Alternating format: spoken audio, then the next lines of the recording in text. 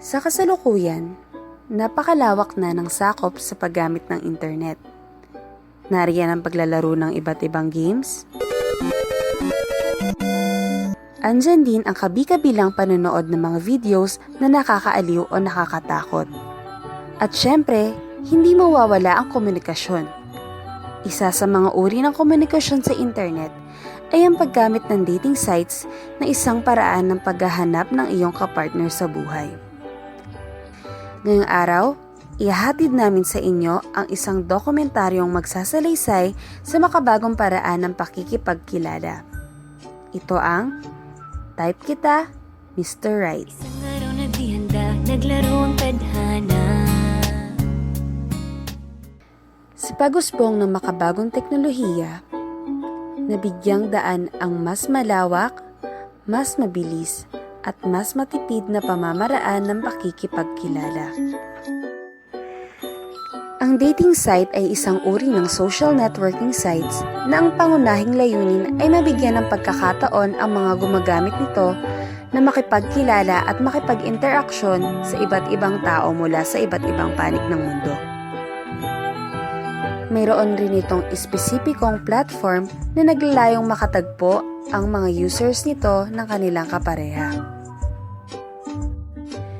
Ilan sa mga ito ay ang FilipinoCupid.com na isa sa pinakapopular na dating site at pinakapinagkakatiwalaan dahil sa istriktong polisiya nito sa pagkalap at pagbibigay ng mga personal na impormasyon. Sa kasalukuyan, halos 2 bilyon ang Filipina users nito. Sa simpleng paggawa ng profile, pag-upload ng mga litrato, at pag-personalize ng account, maaari ka nang magsimulang maghanap ng ka-chat na angkop sa iyong kagustuhan. Hindi naman nalalayo dito ang AsianDating.com na mas nakalaan sa pakikipagkilala sa mga kapwa Asyano saan mang lugar sa mundo. Hatid dito ang madaling pakikisalamuha sa mga ka-chat sa pamamagitan ng electronic mail o email at instant messaging videos. Mayroon ding PureFilipina.com, InternationalCupid.com, Match.com, FriendFinder.com, at marami pang iba. Iba ang pakiramdam na makakilala ka ng tunay na makakapareha sa buhay mula sa isang dating site tulad ng kwento ni Aryan Mearswing.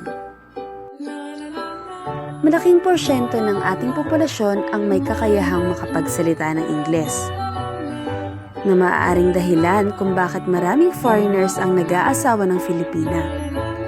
Mas magkakaroon ng kinabukasan ng kanilang relasyon kung madali silang magkakaintindihan. Sinasabi rin na wife material ang mga Pinay dahil likas na masisipag at mapag-aruga ang mga ito.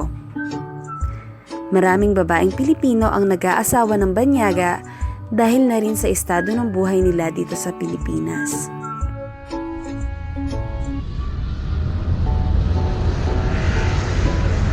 Isa ring dahilan kung bakit patok ang mga dating site ay dahil sa kagustuhan ng mga Filipina na makapunta, manirahan at makapagtrabaho sa ibang bansa. Hindi rin maipagkakaila na nagnanais rin sila na magkaroon ng anak na maputi at matangos ang ilong. Ngunit hindi sa lahat ng pagkakataon ay magandang kinabukasan ang natatagpuan ng Filipinang nakikipagrelasyon sa dayuhan. Maraming pagsubok at problema ang kailangan niyang lampasan. Isa sa mga ito ay ang cultural differences ng dalawang tao. Isa ring halimbawa ay ang long-distance relationship. Talaga namang mahirap ang makipagrelasyon sa taong milya-milya ang layo sa iyo. Lalo na't hindi mo lubusang makikilala ang ugali niya at may tsansa pang malalayo ka sa mga mahal mo sa buhay.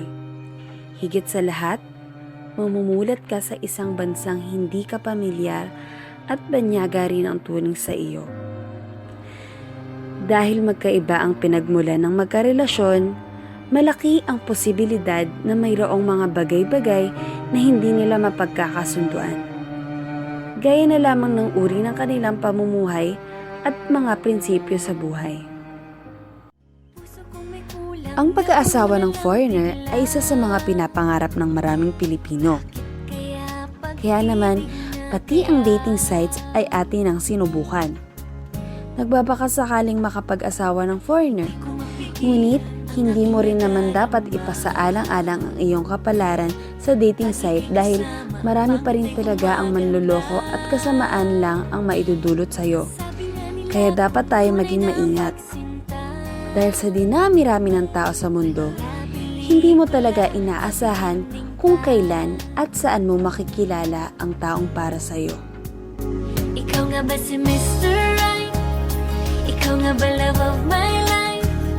Ikaw nga ba ang icing sa ibabaw ng cupcake ko? Ikaw nga ba si Mr.